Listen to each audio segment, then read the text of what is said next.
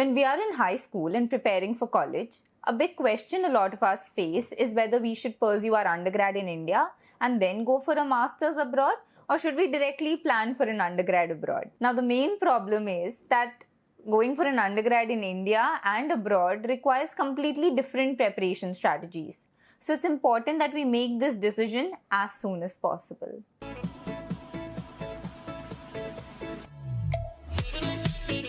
Hi everyone, I am Neha Agrawal. I'm the founder of WiseUp Communications, and in this video I'm going to share with you the different criteria you should consider when planning between an undergrad or a master's abroad. So without further delay, let's get started. First is the quality of education. Now, the quality of education abroad is definitely better than India. The curriculum is in line with the latest technological developments. You study from professors who are well renowned in their fields, and you get to perform cutting-edge research with top-notch facilities. In fact, some US universities give you the freedom to design your own curriculum right from first year itself. Well, these things are clearly lacking in the Indian education system. Not necessarily the IITs, but definitely other colleges. So it depends upon you. What do you want for your career? Do you want these kind of facilities, this kind of education right from undergrad? Or just getting this experience in your 2 years of masters is also enough? So that's the choice you need to make. The next is the cost of education. Now, obviously, the kind of education quality that we just discussed comes at a cost. If you're planning to do your undergrad abroad, then be ready to shell out somewhere around 1 crore rupees for 4 years of education. On the other hand, if you consider India, then the cost is relatively low. If you're planning to do your undergrad from government colleges in India, then the cost is going to be somewhere around 2 to 3 lakh rupees. And if you're planning to do it from private colleges, then it's going to be somewhere around 15 to 20 lakh rupees. But despite that, the difference between Indian and abroad education is very high. Now, on the other hand, if you plan to do your master's abroad, then the cost is going to be somewhere around 30 to 35 lakh rupees. So, when it comes to cost, it's definitely cheaper and more economical for you to do a master's abroad rather than an undergrad abroad. Now, another thing to consider is the competition for admissions. In JEE, nearly 12 lakh students appear every year for approximately 10,000 seats in the IITs. This competition, this percentage is even more stringent, even more stiffer than Ivy League universities in the US.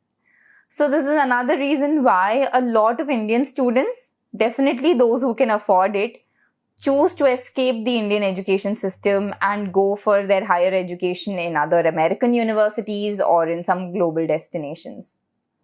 So if you feel you can't go through the JEE exam, but you still want good quality education for yourself, then you can definitely go for an undergrad abroad. Otherwise, another choice that you have is go through the JEE, then you study in whichever college that you are able to land up in, and then you work really hard there and then plan for your master's abroad.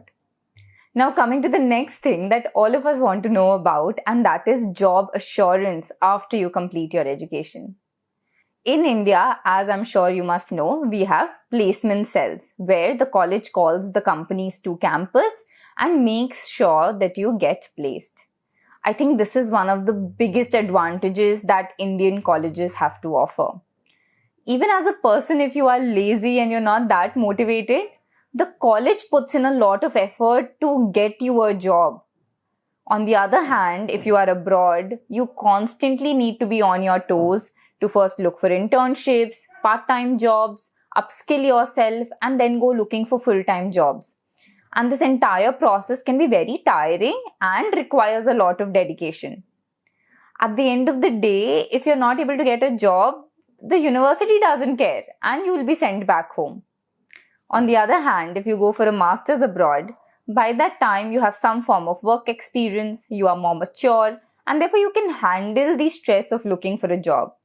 So this is another thing you need to consider when choosing between an undergrad or a master's abroad. Now let's talk about future prospects. if you are doing your undergrad abroad, then you are starting your career in one of the most renowned universities of the world. And so later on, if you want to do your masters, you can actually aim for some of the top universities like MIT, Stanford, Harvard, etc. On the other hand, if you do your undergrad in India, then aiming for these universities like MIT, Stanford, etc. is going to be a very long shot. And what you will be able to get is some of the mid-tier universities like NTU, NUS, Georgia Tech, Columbia, USC, etc., which you would have gotten into as an undergrad abroad.